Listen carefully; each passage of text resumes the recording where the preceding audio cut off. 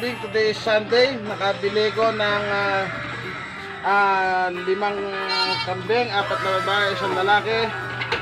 Paliliguan ko sila, saka ko sila i-deworm, at saka ko sila ibebenta sa may nais. 5 ulo ng kambing, 4 babae, 1 lalaki, ibebenta ko. Pupost ko to sa group ng gamot ng kambing. Pakikita ko, napupurgahin ko para makita nyo na healthy sila, and then tomorrow bibigyan ko sila ng vitamins.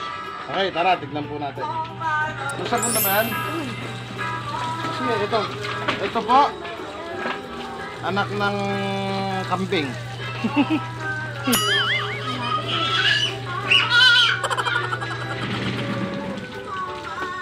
Huwag mo kasi ipitin na gano'n, yung ulo pa o.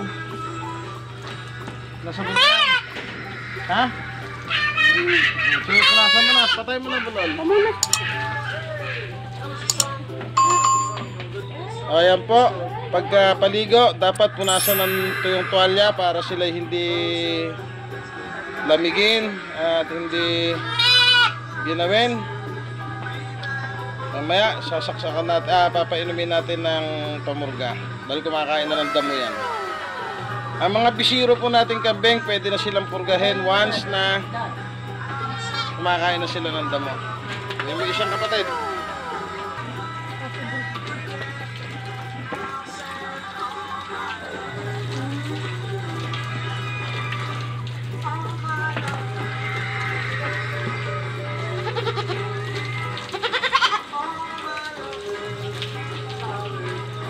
Sige, maligo mo na. Patay, bulol! Ayan, sinasabon na po ang ating kambing na bagong bili. Baka may sakit kasi, para di sila makakawa.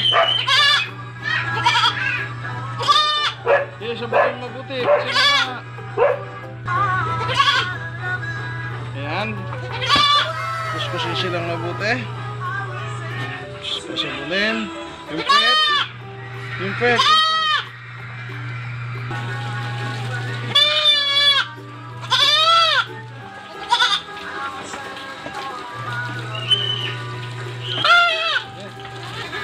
Buka ka na.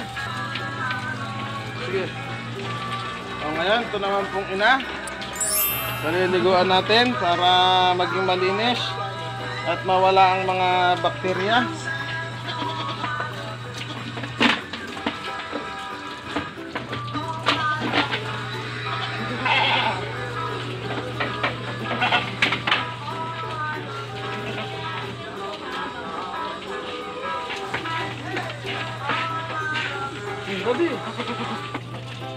Ito namang ina, ating pinaliliguan.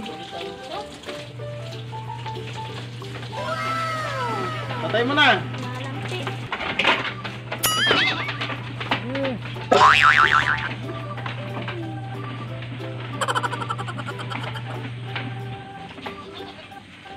I-deworm natin yan after na mapaliguan.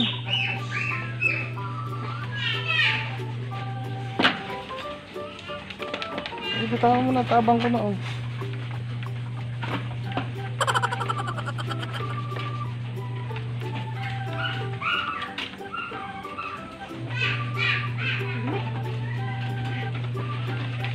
Ganito po ako magbebenta ng kambing. Sisiguraduhin ko sa inyong walang virus na dala, walang bakteryang dala, at walang sakit na idadala sa inyong mga paglalagyang kulungan.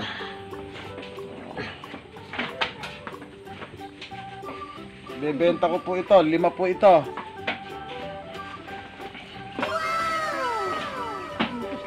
Hindi pa buntis yan. Papadede nga eh. Naglalandi nga eh. Naglalandi po ito, pabubulog ko sa pure Anglo. Yung mukha at baka may ubos po eh. Huwag na yan, yung... Huwag mong gano'n na, saka mo ikis-kis, saka mo ikis-kis. Yan po, dahil done na siyang mag-shampoo, mag-sabon. Laban-laban na natin. Binaw siya.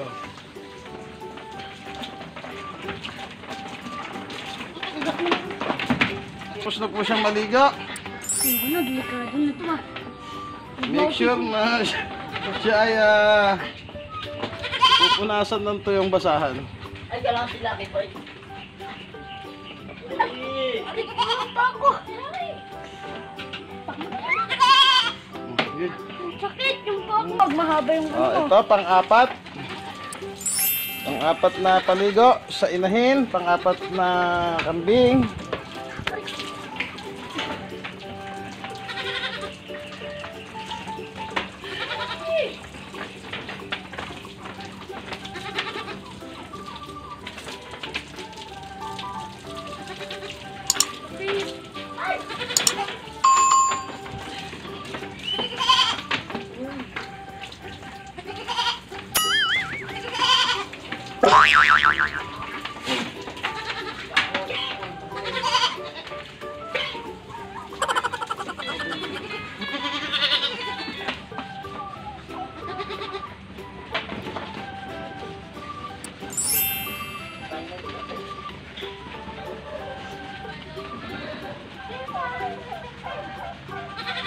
Ito yung one.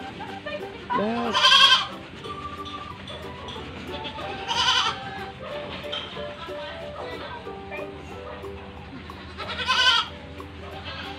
Kulang basa-basa? Kulang. No. Tubig, tubig. Sige, sabunan mo. Sabunan mo. Yung bunso, tubig. Sige, kuskusin mo ng kuskusin mo. Huwag mo lang yung ganun eh. Kuskusin mo ng kuskusin. Dalawang kamay. Kuskus mo, yung kinukula. Oo, lang lang.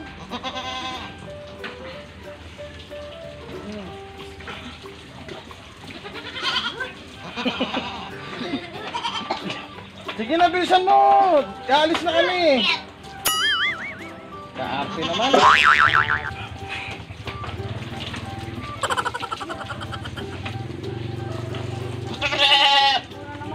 Medyo maliliit eh. Sige, punasan mo ng mabuti to. Oo. No, ito pa yung kanya.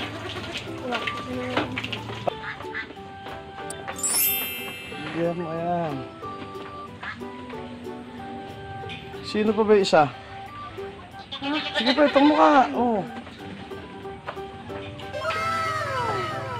Yeah. Oh, sino pa yung isa? Ayaw na yun, last. Last na, ano? Saan? Yun. Tabanan mo sa ulo kasi, wag dyan. Sa laig mo tabanan. Oh. Ayan, panghuli po, dumalaga. Panglima na po ito, panglima sa ating pambenta. Pinapaliguan ko, dinidisinfect. And then, pupurgahin ko sila after a while. Pag napurga ko na ho ito, bukas, pwede ko na siya i-vitamins para anti-stress. Patay mo, bulol. Yan, sasabunin na siya. Wait, ganyan na nito.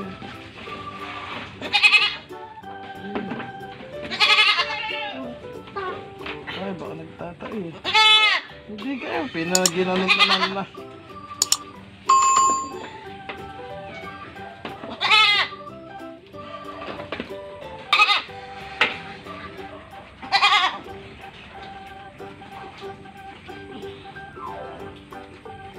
So, sinasabong mabuti.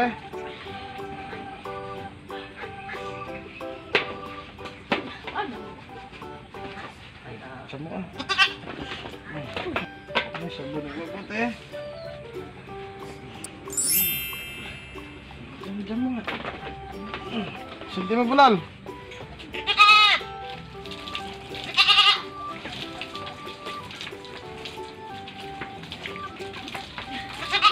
Kami papaitan kayo.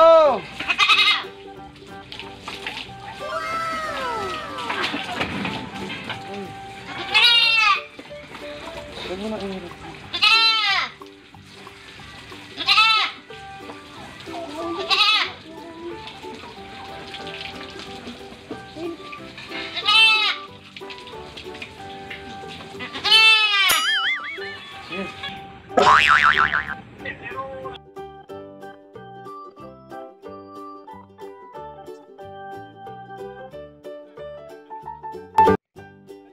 kakambing, paalam po at bye-bye. Sana may natutunan kayo na huwag man lalamang sa mga kambing. Make sure na yung mga alaga natin healthy before natin ibenta. So, done na po ako mag-disinfect ng pambenta kong alaga. 5, 4 na babae, 1 lalaki. So, salamat po. Bye-bye! A few moments later. Ito po yung aking binili lang din at pinaliguan, dinisinfect. Ngayon po nakuha na po ng mga kambing natin na tagahain. 5 po yan. Hindi. Pero, hindi ko siya.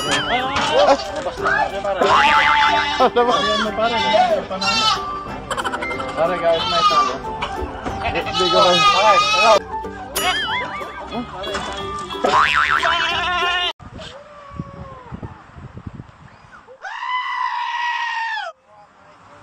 Salamat po at ito nga sa kambing ay may pera. So hinihikayat ko karamihan mag-alaga po tayo ng kambing sapagkat ang kambing ay ATM. Ano po ibig sabihin ng ATM? Animal to money. So kumita na po kaagad ako. Nabili ko yung kambing sa murang halaga, binenta ko rin sa murang halaga. So kumita na ako ng pang vitamins nila. Salamat po kakambing.